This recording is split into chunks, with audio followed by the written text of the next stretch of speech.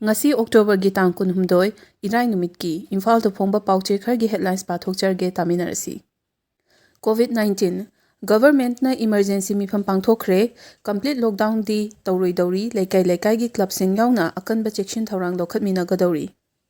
COVID positive oiba ani amaga su lekhidre sikhiba masing punna chamaga kuntaret sure.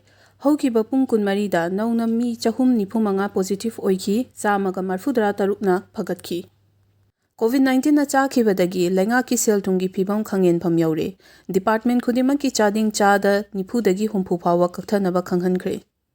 Singhat constituency da BJP gi mirep Ginswan Hau gi lamba thoraktre. Assembly constituency manga da miyoi taramari mirep oibe yakre.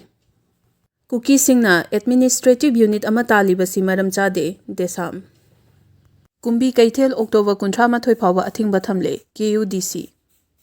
Lam hectare lising manga da oil plant thanabagi damak lupa koti chani kun manga lakh trai thoigi DPR thakre MS Khaidem. Yekna babu maithi pa piba ngamba India gi anti-tank missile nak aroi bachangeng mai pakre.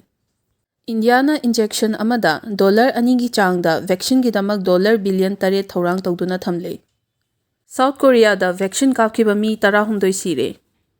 Taiwan da $1 billion amagi khulai pinaba US na approve tawkre. Brazil da mi sirabasu Oxford vaccine ki changeng makha chathagadori. Laiba asina sajaba Steel Corvette INS Kavati Navy da commission tawkre. Real Madrid pu Champions League sanaba hobada Shakhtar Donetsk na maithiba pikre. Manchester City na goal handoglaga Porto bu 3-1 maithiba pikre. Amasung Hyderabad na Rajasthan bu wicket 9 da maithiba pikre. Thank you.